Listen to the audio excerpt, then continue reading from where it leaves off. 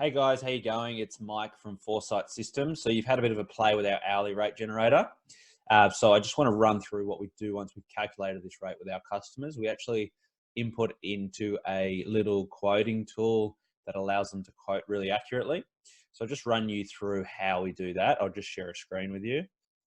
So if you have a look here, I've set up a mock trade business with an owner, a tradesman, and an apprentice, and put in all the information.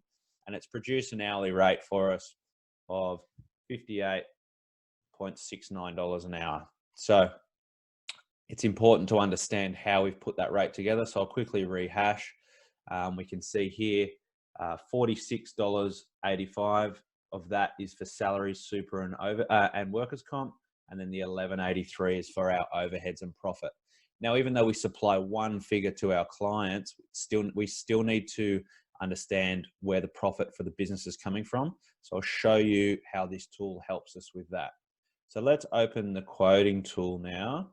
So this is where we enter essentially our hourly rate to apply to the projects. So you can see that the wording's the same up here with the salaries, super, and workers' comp, and then we've got a section for our overheads and our profit.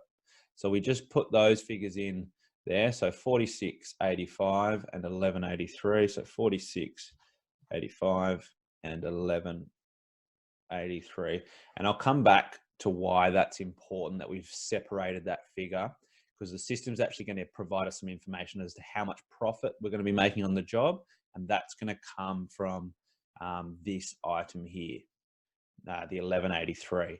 So we're going to add a few more details. We had 17% downtime on that example, and we're going to put 30% markup on our materials for this job. Obviously, GST is 10%. So now we've got our job completely set up. We can start entering the actual details of the project.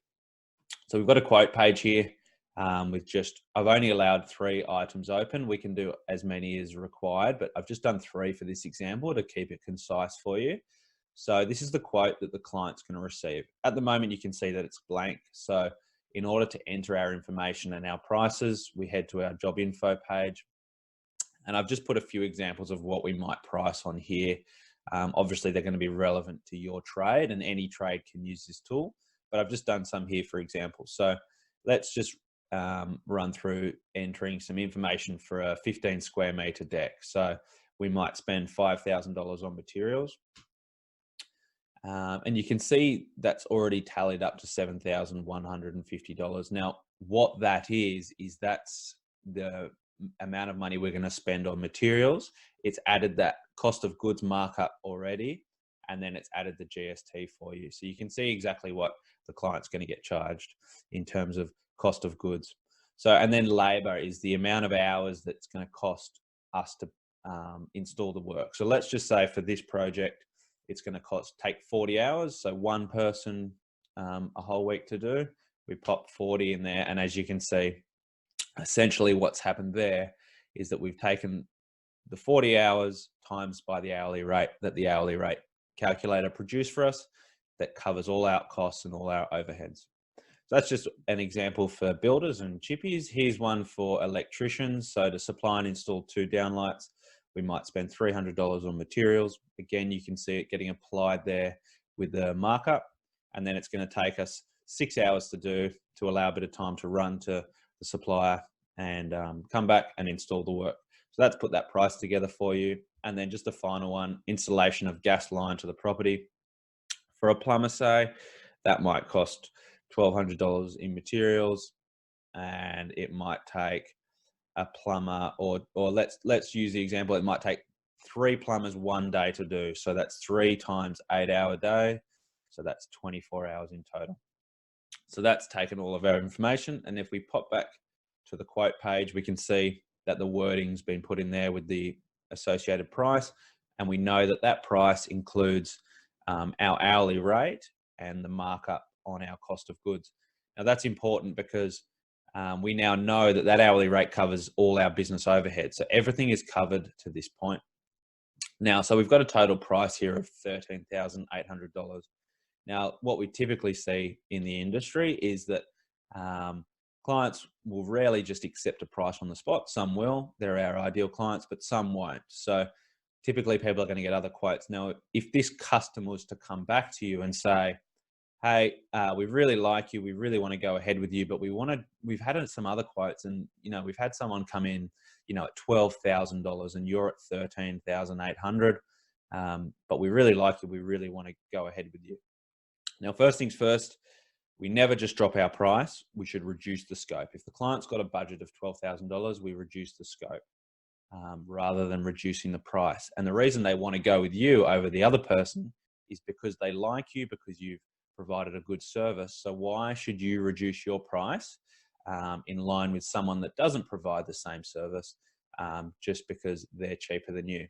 So it's important to not drop our prices here, and let me explain why. So we've got this figure here of $13,800.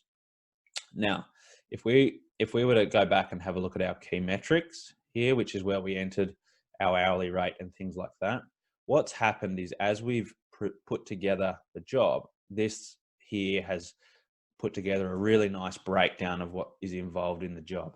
So we've got 13,800 here, which is the total job cost that the client's going to pay.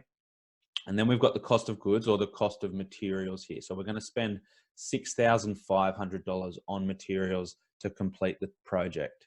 And then we're going to have to spend just over $3,000 to pay either ourselves or someone else to do the job.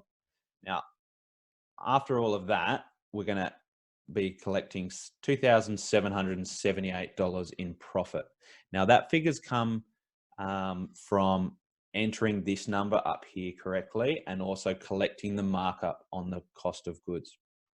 Now, we go back to my example before of the client saying they wanted to only pay $12,000. So essentially they're taking, let's call $1,800 off the price. Let's just call it $2,000. Now, if you were to take $2,000 off this price, the first place it's going to come from is from your overheads and your profit. So essentially that's dropping down $1,800, which is going to leave you with a profit of only $900 as opposed to the $2,700 we'd originally planned for. Now, we're still going to have to buy all the materials. We're still going to have to pay our employees their salaries and their super and their workers' comp, which is why the first place it comes from is from the overheads and profits section of your job. So if we know all this and a client comes to us and asks for a discount, we can clearly see what's going to happen to our business if we start handing out discounts left, right, and center.